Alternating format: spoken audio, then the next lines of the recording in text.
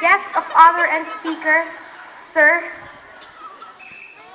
to our beloved Mayor, Honorable Larissa C. Ferranda, ma'am, our monitoring supervisor, Mr. Arthur M. Diagono, sir, our administrative and supervisory staff headed by officer in charge, school principal, Mrs. Carlota A. Acacio, ma'am, other platform guests, fellow graduates, beloved parents, my friends, ladies and gentlemen, good afternoon.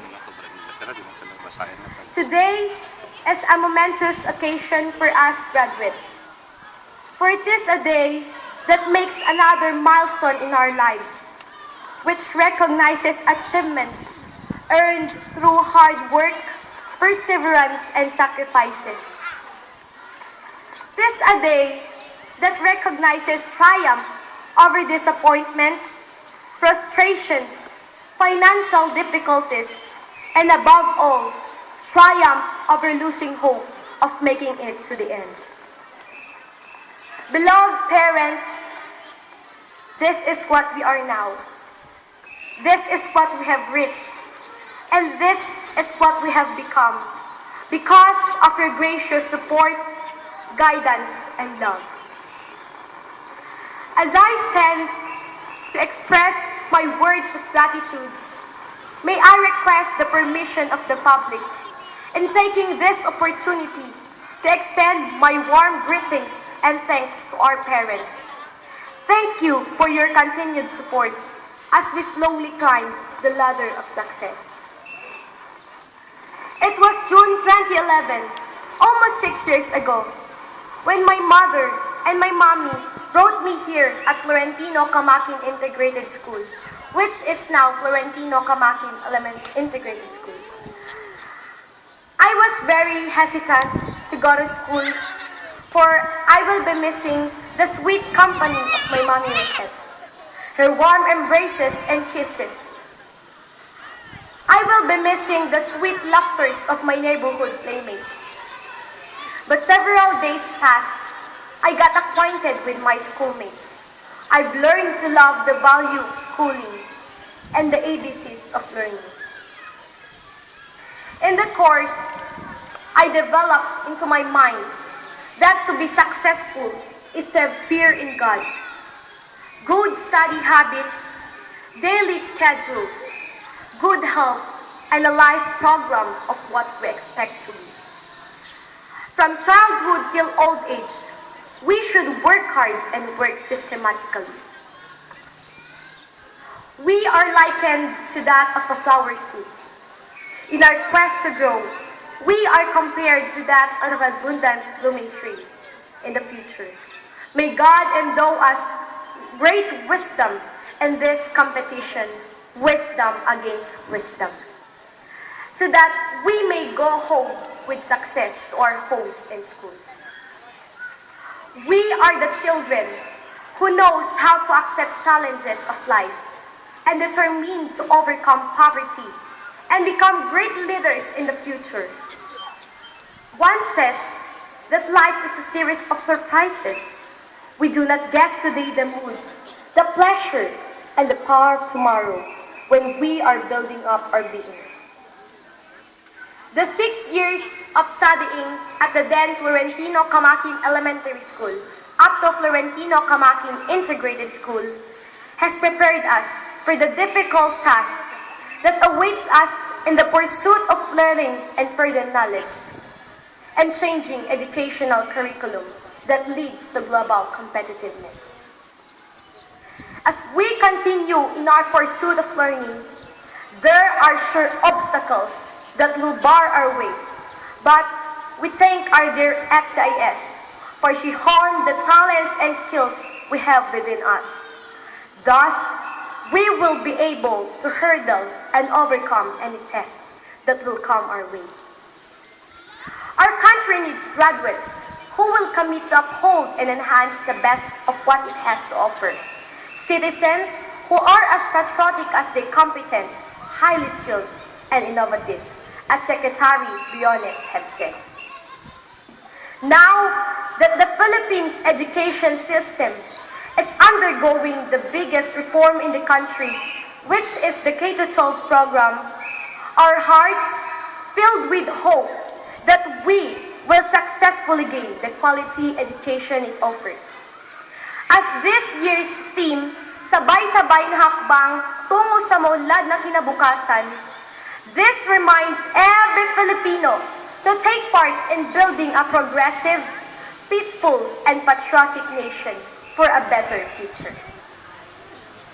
At the end of this school year, you are sending us to the big wide world, and we would find ourselves in another environment completely different from this place, where we were nurtured for 6 long years with tedious sacrifices.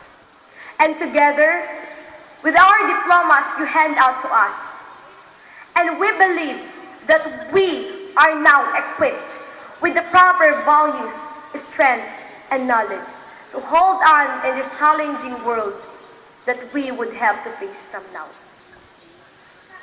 Our beloved parents, please continue sending us to school. Please be not contented of what we have learned and started. Send us to the higher level of education until finally we shall finish a degree and land to a high-paying jobs. According to Benjamin Franklin, if a man empties his purse into his head, no man can take it away from him. An investment in knowledge always pays the best interest. Without education, what is a man? A splendid slave, a reasoning savage. How important education into a life of a person?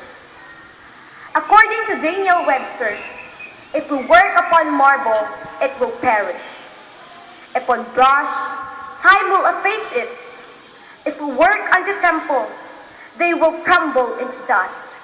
But if we work upon immortal minds and imbue them with the principles, with the fear of God and love of our fellow men, we engrave on these human tablets something that will brighter all eternity. As pupil graduates, we give our love to our teachers in more ways than we probably realize from their kind words, their lectures, their assignments. As pupil graduates, we give our love to our teachers in more ways than we probably realize from their kind words, their lectures, the assignments, sit works, projects, and recitations they gave. All of these, we thank to our mentors for the different schoolworks they gave that would not only keep our minds and hands busy, but more an emphasized experience that lasts for the rest of our lives. With all of this, I soon realized that our alma mater's classrooms and each campus can be transformed into a small laboratory of the really big world. We considered ourselves as vessels of idealism and creativity. You only have to pull the trigger, and there's the bomb ready to explode. Dear mentors, you only get to invent things that could bring out the best in us. We know that when you hand out our diplomas, you do not receive your bonus rewards. The true rewards come when you hear us echoing the things we have learned in our classrooms and from you. It is only then at this time that you will experience and come to know that the fragrance of the flowers remain in your hands. The same warmth of the love and sacrifices that you gave to us come back to you to brighten your life and give you a sense of fulfillment. In your profession, our dear teachers, you do not only touch someone else's lives, but you help make it happen. That's why we come back to you several days and years after getting a degree, we will stage a grand reunion, and we will render you a grand honor, even as you have already passed to the bars of the great beyond. We will consider your sacrifices, talents, and skills you have extended to us. We consider them a great memorabilia in the grand heritage.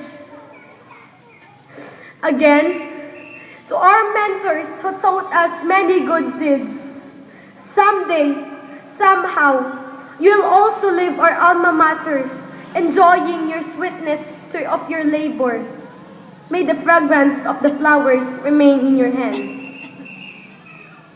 To all of my former teachers who molded us of what we are now, Ma'am Yunida Canlas, Ma'am Estelita Maclintoc, Ma'am Faina Alcaraz, Ma'am Nelsie Domingsil, Ma'am Thelma Bidad, Mrs. Lara Marinas, Ma'am Elsa Gamyao, Ma'am Karina Andres, Ma'am Madeline Sakay, Sir Clifford Kalidit, Sir Brian Acasio, and to our beloved advisor, Mrs. Evelyn A. Respicio. We thank you so much, moms and sirs, for your patience and love to us.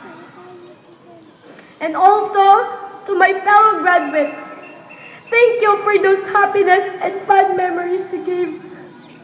We all know that we are now living each other's side, but I know that deep inside our hearts, it is planted and permanently remembered. And that when we know that we are now entering to a new world and a new journey filled with new people around us, I hope that those memories that passed will never be forgotten, but remembered. Again, thank you and congratulations, my dear classmates. Given this opportunity, I want to express my special thanks to my beloved Tatay Ray and Nanay Norma, including my Mommy Mehet, for they are my prayer warriors in conquering all the different kinds of difficulties in my studies. They are my spiritual strength. My Nanang Excel and Tito Edward for their generosity.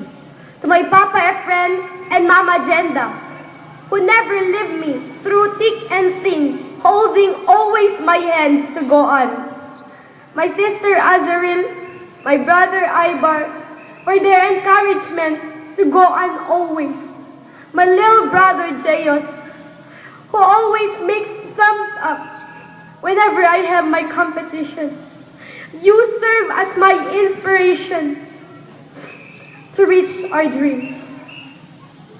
As what our parents always says, awan agsisinakit, han nga datayong agkakabsat. I offer all this to you, my beloved.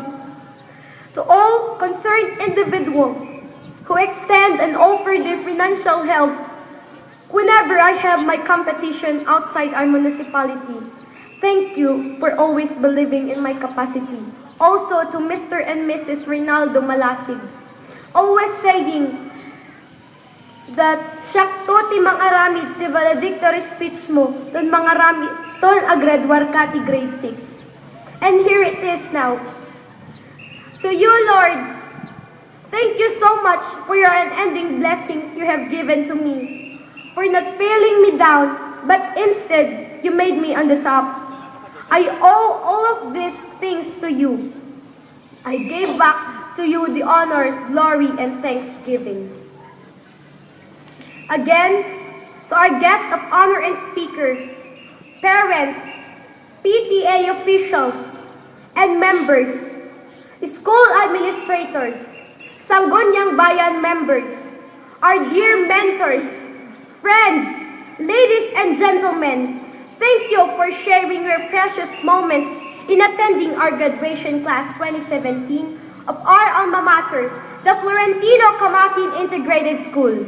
Long live, good health, and mabuhay to everyone. Thank you and Godspeed.